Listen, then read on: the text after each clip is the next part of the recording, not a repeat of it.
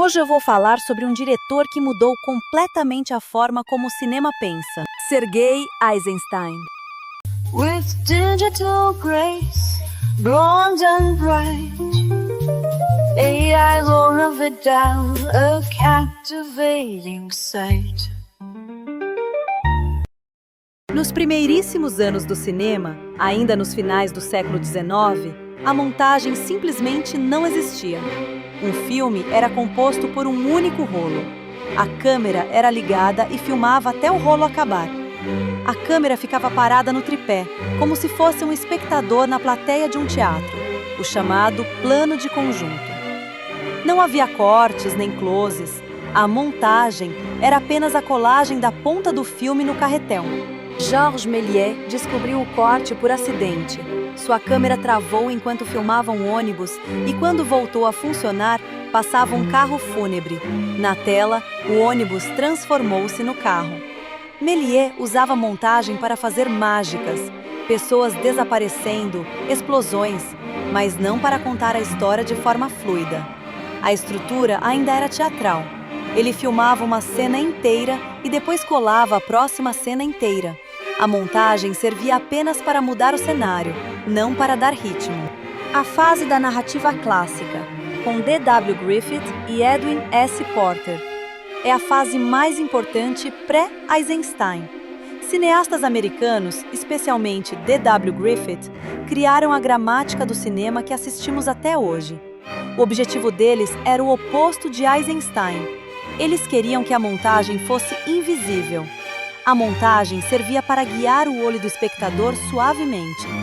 Se um personagem sai por uma porta à direita, no próximo corte ele deve entrar pela esquerda. O corte não podia ser percebido. A imersão na história era tudo. Griffith popularizou a técnica de mostrar duas ações acontecendo ao mesmo tempo em lugares diferentes. Exemplo, a mocinha em perigo enquanto alguém caminha para salvá-la. Isso criava tensão emocional. Começaram a usar o close-up para mostrar emoção e o plano aberto para mostrar o ambiente.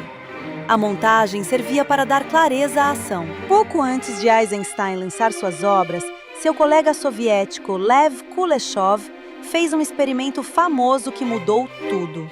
Ele pegou a mesma imagem inexpressiva de um ator e a intercalou com 3 imagens diferentes: um prato de sopa, uma criança num caixão e uma mulher sensual.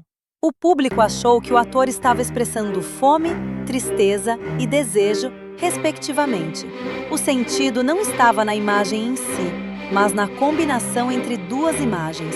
E aí nasceu o conceito de montagem dialética usado por Sergei Eisenstein em seus filmes.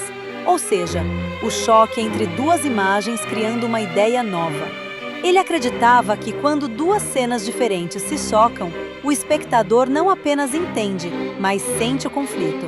Para Eisenstein, o sentido do cinema não estava nas cenas isoladas, mas no choque entre elas. Isso vinha da ideia de dialética, o confronto de opostos que gera uma nova síntese. Em vez de mostrar algo direto, ele usava o conflito entre planos para provocar emoção e pensamento. Vejam como exemplo a cena em A Greve, de 1925. A dialética, imagem A, tese. Povo sendo reprimido pela polícia czarista. Imagem B, antítese. Gado sendo abatido. Conceito C, síntese. Os trabalhadores não são vistos como humanos pelo Estado, mas como gado para o abate. O corte brutal gera repulsa física e indignação moral. A cena da escadaria de O Encouraçado Potemkin é a mais lembrada do diretor, e nela ele usa a montagem rítmica. Enquanto Griffith acelerava o ritmo para você torcer pelo herói, Eisenstein usava a montagem rítmica para fazer você se sentir fisicamente agredido e revoltado contra a tirania. Ele transformou o ritmo em uma arma revolucionária. Os soldados descem os degraus em uma marcha rígida e uníssona. O ritmo aqui é constante, opressivo e lento. A edição acompanha as botas batendo nos degraus e as armas disparando. Em contraste, as vítimas correm de forma desordenada, tropeçando e gritando. O ritmo aqui é acelerado, frenético e irregular. Eisenstein intercala esses dois grupos. O ritmo constante e inexorável dos soldados corta e interrompe o ritmo caótico da multidão. Enquanto o carrinho de bebê desce, em um movimento contínuo e acelerado, Eisenstein corta para os rostos aterrorizados e para os soldados marchando. A duração dos planos do carrinho diminui conforme ele ganha velocidade, criando uma aceleração rítmica que deixa o espectador sem fôlego.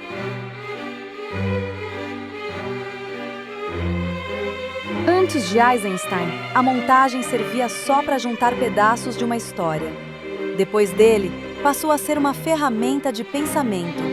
Diretores posteriores como Kubrick e Hitchcock beberam direto dessa fonte. Veja como exemplo a cena inicial do filme 2001, Uma Odisseia no Espaço. No roteiro e na concepção de Arthur C. Clarke e Kubrick, aquela nave que aparece após o osso não é uma nave de passageiros. É uma plataforma de armas nucleares orbital. Isso muda a síntese de algo apenas evolutivo para algo profundamente cínico e crítico, muito próximo do que Eisenstein faria ideologicamente. Imagem A, uma arma de osso. Imagem B, uma arma nuclear. Síntese. O ser humano evoluiu tecnologicamente, mas moralmente continuamos os mesmos macacos violentos. Apenas trocamos o porrete de osso por um porrete nuclear. Na cena do chuveiro de Psicose de Alfred Hitchcock, muita gente jura que viu a faca entrando na barriga da atriz Janet Leigh. Mas você nunca vê a penetração da faca, exceto talvez por um frame quase imperceptível. Tudo é sugerido pela montagem.